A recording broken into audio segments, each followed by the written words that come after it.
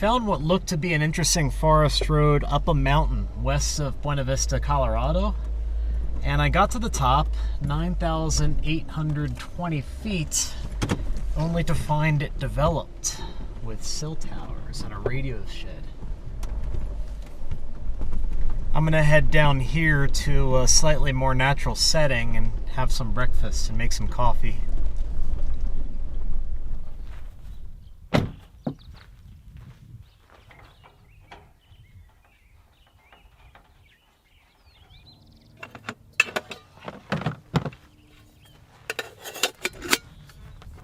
So we know that the top of the mountain is lame, but halfway up along the forest road there's this great primitive campsite that overlooks Buena Vista, Colorado to the east. There's a great view and it's a little bit exposed to the elements, but it looks like a beautiful place to spend the night. I'm a little bit worried about this milk. I found that my refrigerator came unplugged this weekend, and I didn't notice it for like, 36 hours. It seems okay.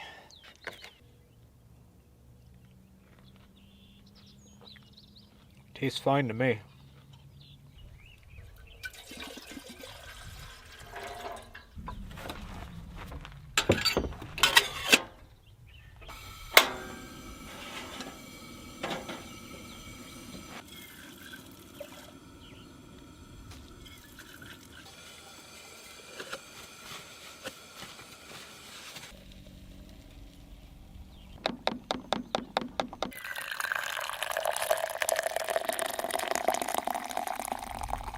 Life-giving coffee is made so the day can commence. It's Monday morning, June 22nd, 2020, and today I'm going to make tracks. I'm going to start by heading west over Cottonwood Pass, which is a paved mountain pass west of Buena Vista, Colorado. Once I'm over the pass, I'm going to leave pavement and explore forest roads in the general direction of Crested Butte.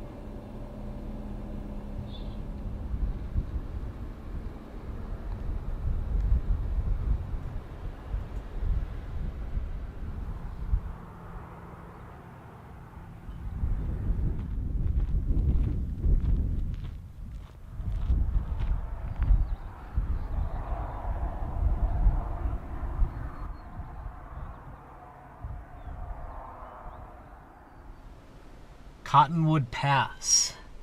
Amazing view, and you can get up here in any vehicle.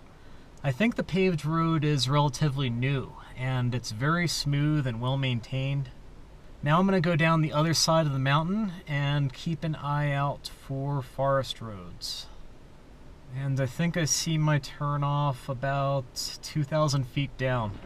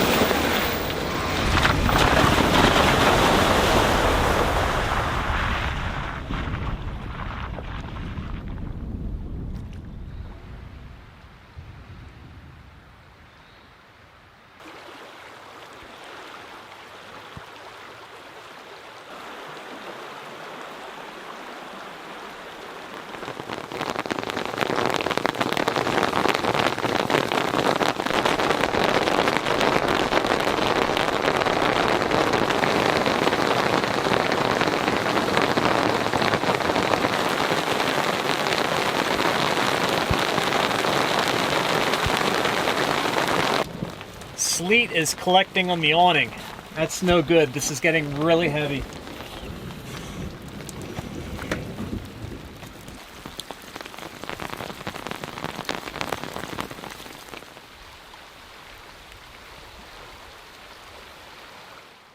It's Monday night, and I'm at this campsite that I found on the west side of Cottonwood Pass. I believe I'm in Gunnison National Forest. For the better part of the afternoon, it was rainy with storms rolling through, but it finally cleared up, and it's around 6 p.m. This is a beautiful spot. It's far down a forest road that terminates at the mountains over there, and four-wheel drive is absolutely required.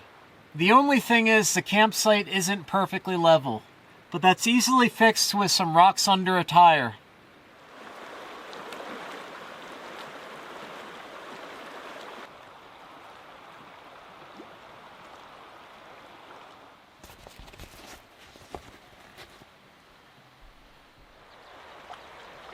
I got this Life Straw Flex water filtration bladder during my stay in Phoenix last month.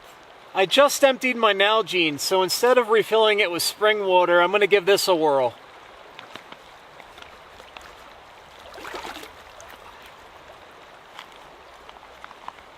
One, two.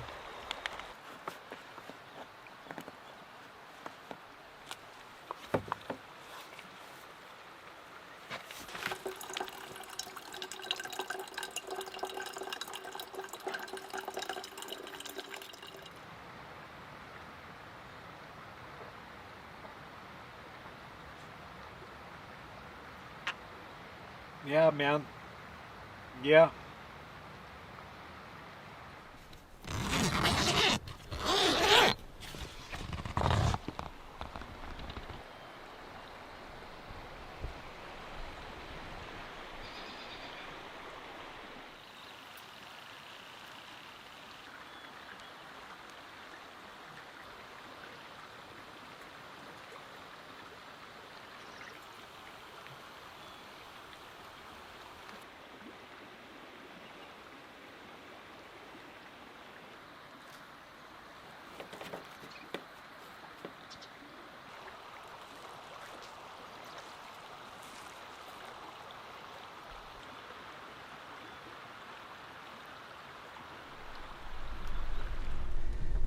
It's Tuesday morning and I'm mobile again. I absolutely loved that campsite. And on top of that, it's only accessible via a four-wheel drive track that's pretty rough. You can get here in a stock truck or an SUV, but you're going to want to pick your lines very carefully and be mindful of where you place your tires.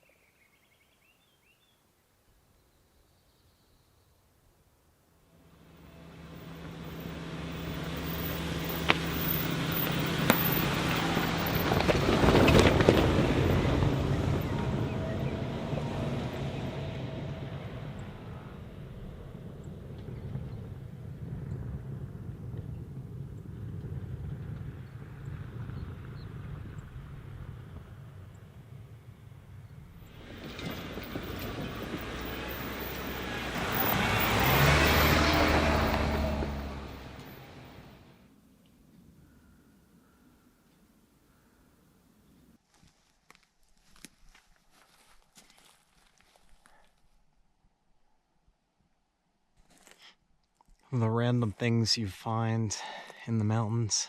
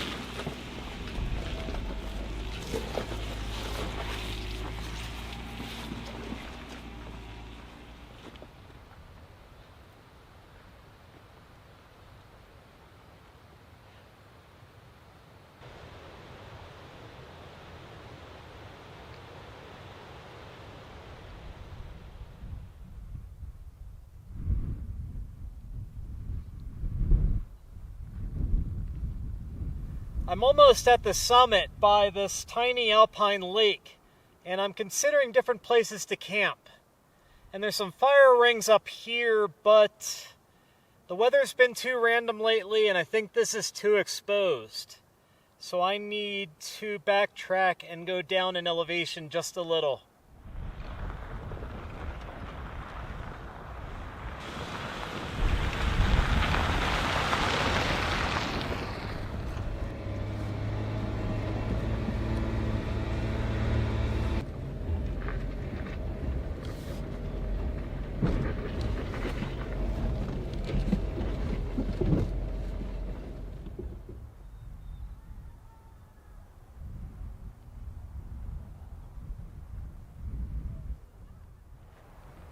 It's 4 p.m.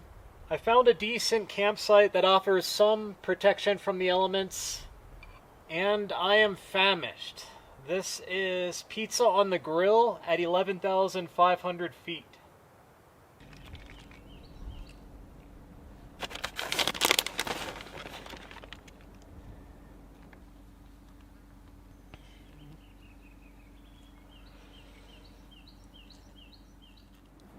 Pizza sauce, pepperoni, spinach, and mozzarella.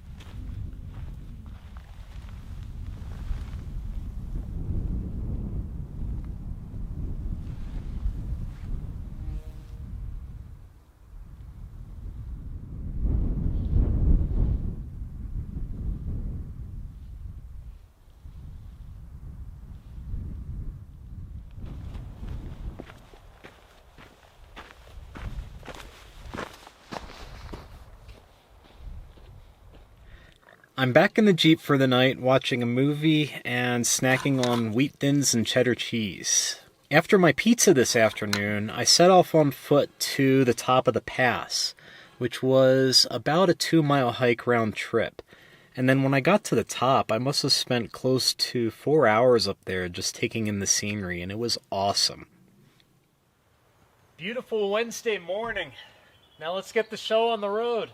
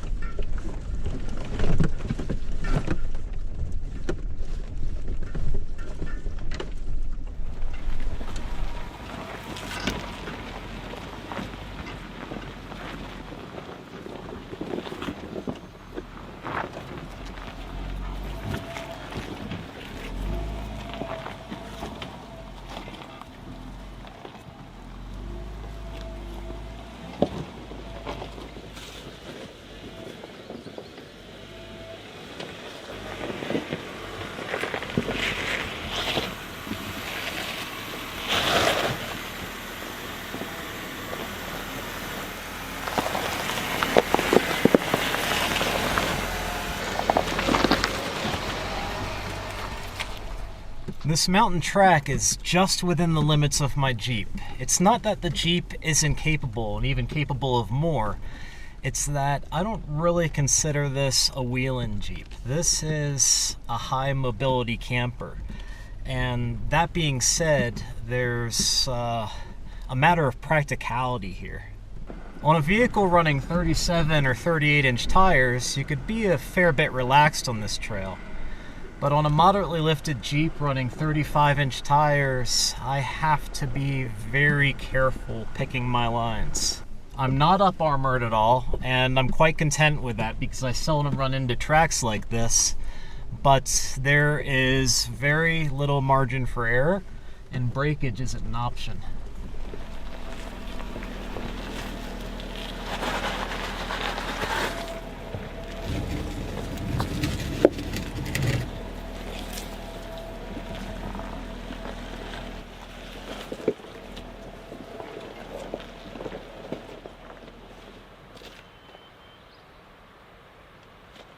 Should have been farther to the driver's side.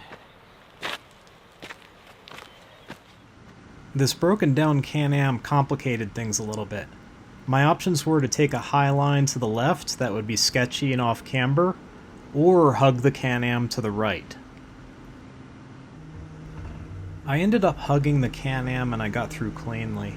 If I had hit it straight on, I would have gotten hung up on that large flat rock, which was what I was trying to avoid.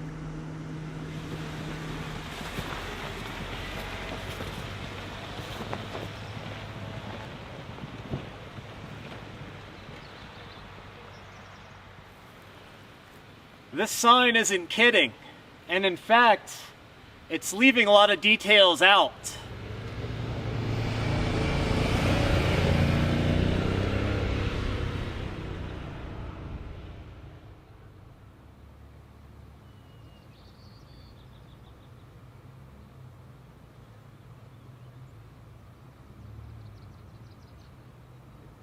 When I was recording the footage of that four-wheel drive sign, I walked back to get the camera at the very bottom of the mountain, and I slipped and fell and skinned my knee pretty good. Ow. And I also tore my beloved long underwear that I got in Quebec. All joking aside, this icebreaker long underwear is so comfortable and so warm, especially on cool mornings or cool evenings up in the mountains. I'm not out of the woods yet. When I got to the main road, I thought it'd be smooth sailing to Crested Butte. But as it turns out, there's a mountain in the way, so I'm on yet another four-wheel drive track. This one's a little bit more forgiving, so I can be a little bit more relaxed. So far, I still have several miles to go. But it is jaw-droppingly beautiful, with little bits of history along the way.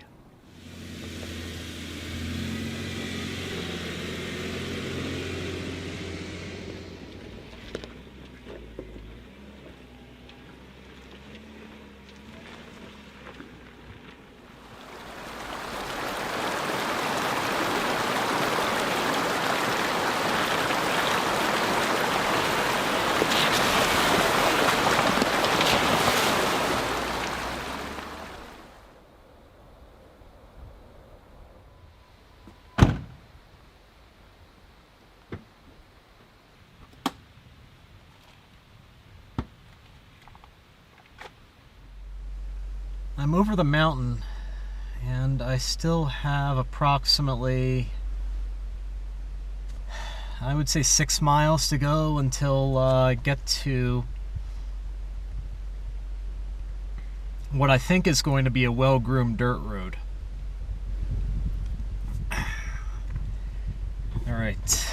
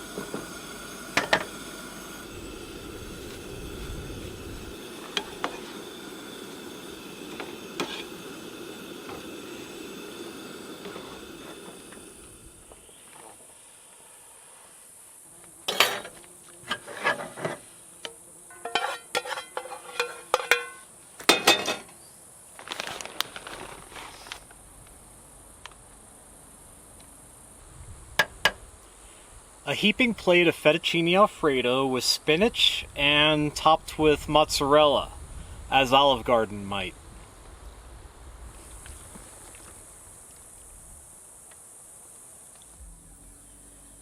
It's Wednesday night, June 24th, and I'm going for convenience tonight. I found this dispersed campsite about 10 minutes from pavement near South Crested Butte. It's not a glamorous campsite, it's under some power lines, and it sees a good bit of traffic, but it'll do for the night. Tomorrow morning, I'm going to break camp early and head straight into Crested Butte and acquaint myself with town. Alright, so Wednesday night's campsite was a party spot, and it's the first time that I ever camped at a party spot where a party eventually showed up. It was 10 p.m., I was asleep, and then I woke up to some bass notes, and I looked out the window. There were already 4 cars parked outside, and yeah, I wasn't comfortable sticking around. Here's another car coming right now. Alright, I'm gonna kill this. 4 miles deeper into the wilderness, and 1 hour later, I'm at a new campsite. Let's try this again. I have a much better feeling about this one. I'm kicking myself. I really should have listened to my gut. I could tell that that was a party site, but I was counting on there not being any parties tonight.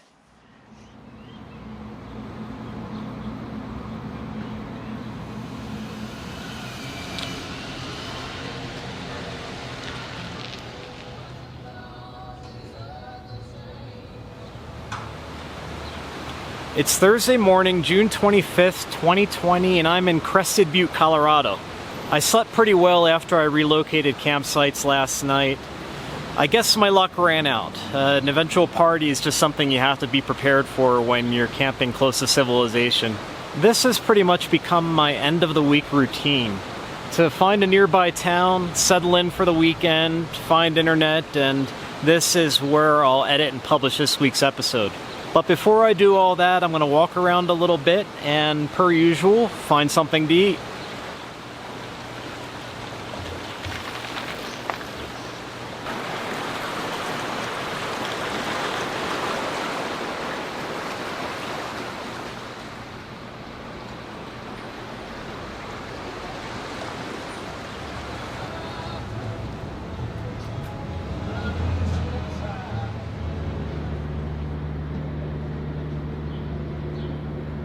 I always take pictures of my food.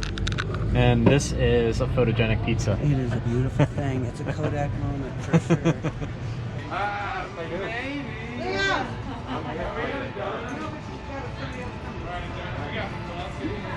That's where she stays still? Yeah, my dad's from there and my mom. Awesome. That pizza was awesome. And I know I probably say that a lot, but Secret Stash Pizza in Crested Butte, Colorado is among the very best. If this is your first time watching Venture Forward, you're probably like, what the heck is this guy? What is he doing? Every week I travel to a new place searching for adventure, and then I share those adventures with you. So if you're tuning in for the first time, or if you're a long-term viewer, thank you for making Venture Forward possible. I hope you enjoyed this week's episode in Colorado, and I will see you again next week.